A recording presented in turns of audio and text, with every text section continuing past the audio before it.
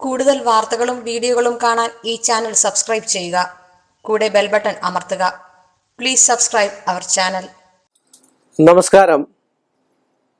എല്ലാ മാന്യ പ്രേക്ഷകർക്കും ജ്യോതിഷ വിശ്വാസികൾക്കും എന്നെ ഇഷ്ടപ്പെടുന്നവർക്കും എൻ്റെ എളിയ എപ്പിസോഡിലേക്ക്, ഏഷ്യ ലൈവ് ചാനലിലേക്ക് നിസ്സീമമായ ഹാർദവമായ സുസ്വാഗതം. ഇന്നും ചോദ്യങ്ങളൊക്കെ ഭയങ്കര ചോദ്യങ്ങളാണ്, വെല്ലുവിളിക്കുന്ന രീതിയിലുള്ള ചോദ്യങ്ങളൊക്കെയാണ്. എന്താ ചെയ്യുക? എന്ത് ചെയ്യണം? അസുഖം വന്നാൽ ജ്യോത്സ്യനെ കണ്ടാ മതിയോ എന്ന്. നല്ല ഉഗ്രൻ ചോദ്യമല്ലേ? ഉഗ്രൻ. നിങ്ങൾക്ക് എങ്ങനെ തോന്നുന്നു? അസുഖം വന്നാൽ ജ്യോത്സ്യനെ കണ്ടാ മതിയാ? അപ്പൊ നിങ്ങളിപ്പോ ഇത് കണ്ടുകൊണ്ടിരിക്കുന്നു, നിങ്ങൾക്ക് എന്ത് തോന്നുന്നു? അസുഖം വന്നാൽ ജ്യോത്സ്യനെ കണ്ടാൽ മതിയോ? ഉത്തരം നിങ്ങൾക്ക് തന്നെ അറിയാം.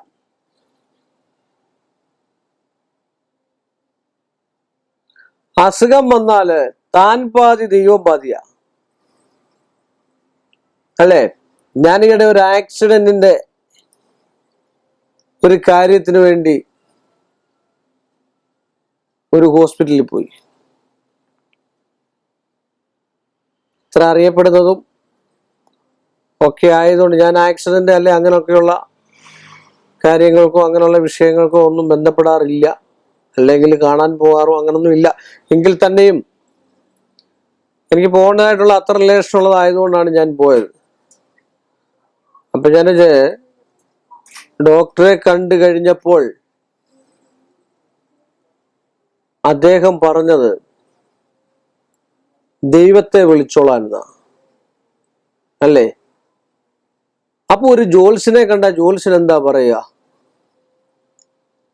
നിങ്ങൾ മെഡിക്കൽ സ്റ്റോറിൽ പോയിട്ട് ഓക്സിജൻ മേടിച്ചുകൊണ്ട് ചെല്ലാൻ പറയാ? ഇല്ലല്ലോ. അതോ ബാൻഡേജ് മേടിച്ചുകൊണ്ട് ചെല്ലാൻ പറയോ? അല്ലെ ആന്റിബയോട്ടിക്സ് മേടിച്ചുകൊണ്ട് ചെല്ലാൻ പറയോ? അല്ലെ ഇൻഫെക്ഷൻ വരാതിരിക്കാനുള്ള സാധനങ്ങൾ മേടിച്ചുകൊണ്ട് ചെല്ലാൻ പറയോ? ഇല്ല. അതാണ് മനസ്സിലാക്കേണ്ടത്. ചോദിക്കുന്ന ചോദ്യത്തിനും ഒരു ഉത്തരം വേണ്ടേ? ചോദിക്കുമ്പോ ഒരു നന്മയായിട്ട് ചോദിക്കണ്ടേ? ചോദിച്ചത് നന്നായി. കാര്യമോ, അസുഖം വന്നാൽ ജ്യോത്സ്യനെ കാണാം. അപ്പോഴാ ഡോക്ടർ പറഞ്ഞെന്താ? ഈശ്വരനെ വിളിച്ചോളാൻ. എന്നോട് പറഞ്ഞിട്ടൊരു കാര്യവും ഇല്ല എന്ന്. അപ്പൊ ഒരു ജ്യോത്സ്യന്റെ അടുക്കൽ ചെന്ന് ചോദിക്കുന്നത് എന്തുകൊണ്ടാ? അദ്ദേഹത്തിന്റെ സമയം മോശം കൊണ്ടാണോ? അതോ ഇപ്പൊ ഇങ്ങനെ വരാനിരുന്നതാണോ? ഇനി മറ്റെന്തെങ്കിലും കുഴപ്പമാണോ എന്നൊക്കെ. പഴയ കാലത്ത് രാജകൊട്ടാരത്തിൽ അങ്ങനെയൊക്കെ സംഭവിക്കുമായിരുന്നു. ഒരു യുദ്ധം നടക്കാൻ മുറവിളി കൂട്ടുമ്പോൾ, ഒരു യുദ്ധതന്ത്രത്തിന് പോകുമ്പോൾ, അല്ലെ യുവരാജാവായിട്ടുള്ള ആളിനെ അഭിഷേകം ചെയ്യിപ്പിക്കുമ്പോൾ, ഒരു യാത്ര പോകുമ്പോൾ, എന്നൊക്കെ വാഹനം എന്ന് പറഞ്ഞാൽ കുതിര, ആന, ഇങ്ങനെയൊക്കെയാണ്. അപ്പം ജ്യോത്സ്യനോട് എന്ന് ചോദിക്കും, പോകാമോ എന്ന്. ജ്യോത്സ്യൻ ഡോക്ടർ ആയതുകൊണ്ടാണോ ജ്യോത്സ്യനോട് ചോദിക്കുന്നത്? നല്ല ഭാവി, ഭൂതം, വർത്തമാനം ഏകദേശം ഒക്കെ അറിയാവുന്ന ഒരാളോടായിരിക്കും ഞാൻ ചോദിക്കുക, അല്ലേ? അപ്പൊ അതുകൊണ്ട് അത് ഉൾക്കൊണ്ടിട്ട് ജ്യോത്സ്യൻ ചിലപ്പം പറയും, ഭഗവതിക്ക് ഒരു ഗണപതിയോ ഒക്കെ ചെയ്ത് പോയാട്ടെ.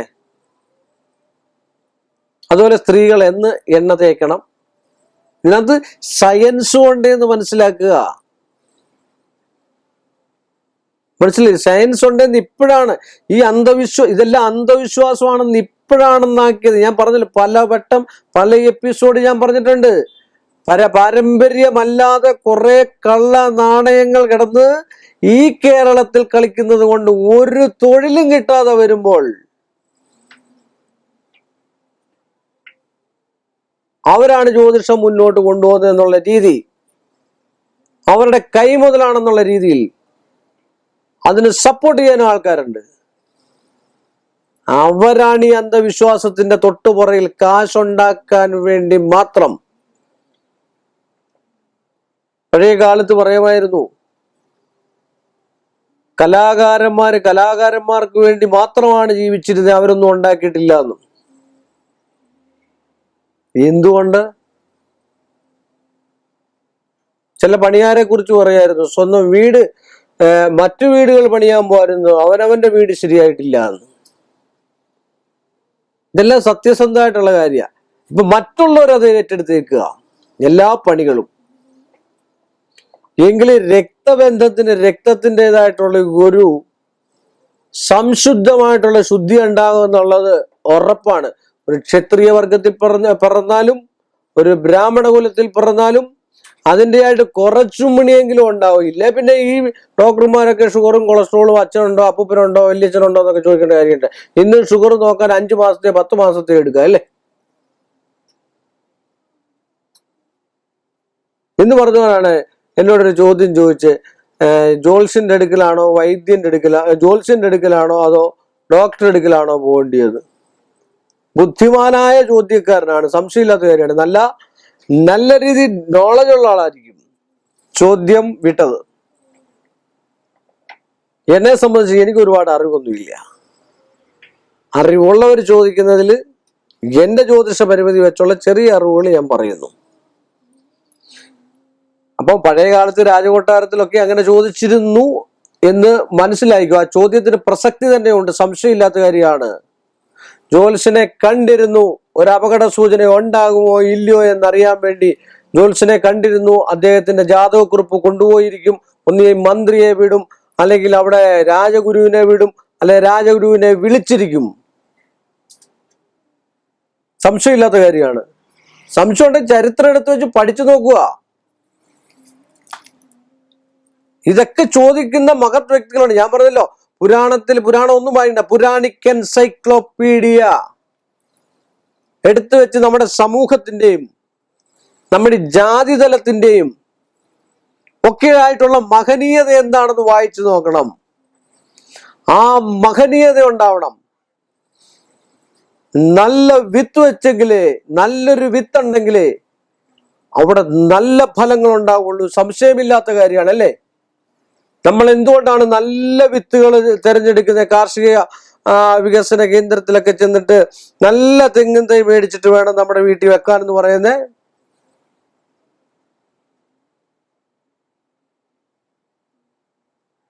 അയ്യാറെട്ടിന്റെ നല്ല നെല്ല് വേണം നമ്മൾ വിതയ്ക്കാൻ എന്ന് പറയുന്നത്. അപ്പൊ നല്ല ഡോക്ടറെയും നല്ല ജ്യോത്സ്യനെയും കാണാൻ ശ്രമിക്കുക. അപ്പൊ അസുഖം മാറിക്കിട്ട് സംശയമില്ലാത്ത കാര്യമാണ്.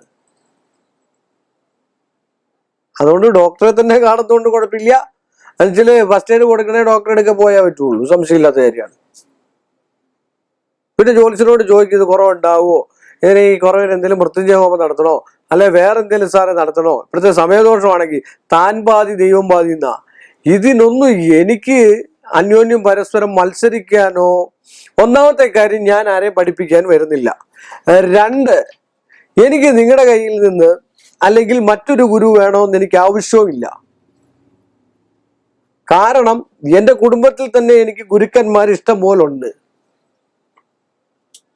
മറ്റൊരാളിൽ നിന്ന് ഞാൻ ഗുരുത്വം സ്വീകരിക്കാറുമില്ല. എന്റെ പാരമ്പര്യ ഗുണം അതാണ്.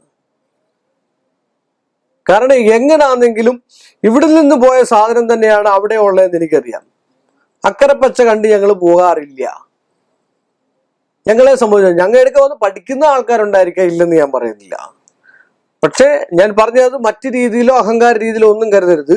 കാര്യം എനിക്ക് ഒരു സംശയങ്ങളോ കാര്യങ്ങളോ ഉണ്ട്. എനിക്ക് എൻ്റെതായിട്ടുള്ള പാരമ്പര്യ ഇതിലുള്ള ഗുരുക്കന്മാരുണ്ട്. ഗ്രന്ഥങ്ങള് പിന്നെ നമുക്ക് നോക്കിയെടുത്ത് ചെയ്യാവുന്ന കാര്യങ്ങളുണ്ട്. ഒരു പൂജയ്ക്കാന്നേലും എന്ത് ഡിഫക്റ്റ് പറ്റി എന്നുള്ളത് നോക്കാനുള്ളതുണ്ട്. മറ്റേന്ന് പറഞ്ഞാൽ കമ്പ്യൂട്ടറിലോ അല്ലെങ്കിൽ കറസ്പോണ്ടൻസ് ആയിട്ടോ അല്ലെങ്കിൽ എത്ര വർഷമാണ് ഒരു ജ്യോത്സ്യൻ പിന്നെ പഠിച്ചിട്ട് ചിലപ്പോൾ ഇറങ്ങുന്നത്? 2 വർഷം അല്ലെ 3 വർഷം. 3 വർഷം ജ്യോത്സ്യത്തിന്റെ എവിടെ വരെ എത്താമെന്ന് നിങ്ങൾക്കറിയാവോ? ജീവിതകാലം മൊത്തം പഠിച്ചാൽ തീരാത്ത കടല് പോലെ കിടക്കുന്ന ശാസ്ത്രമാണ്. അറിവുള്ളവരോട് ചോദിച്ചു നോക്കുക. അപ്പൊ അതുകൊണ്ട് പടിയെന്നൊരു ആക്സിഡന്റ് ഉണ്ടായി കഴിഞ്ഞാൽ അടുത്ത് ആംബുലൻസ് വിളിച്ചിട്ട് ആദ്യം ഡോക്ടറെ കാണാൻ പോവാ. പിന്നെ നമുക്ക് ജോത്സ്യനെ കാണാം അല്ലേ? ജോത്സ്യന്റെ ഒപ്പീനിയൻ തേടുന്നതുകൊണ്ട് കുഴപ്പമില്ലെന്നാണ് ഞാൻ പറഞ്ഞത്. പഴയ കാലത്തെ ഞാൻ പറഞ്ഞതേ ഉള്ളൂ. അതുകൊണ്ട് നമ്മളൊക്കെ എപ്പോഴും വിത്ത് പോകുമ്പോൾ നല്ലത് മാത്രം പോകാൻ ശ്രമിക്കുക.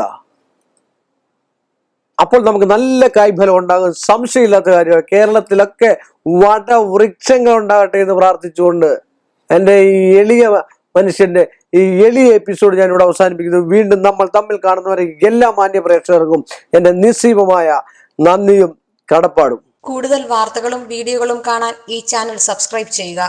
കൂടെ ബെൽ ബട്ടൺ അമർത്തുക. Please subscribe our channel.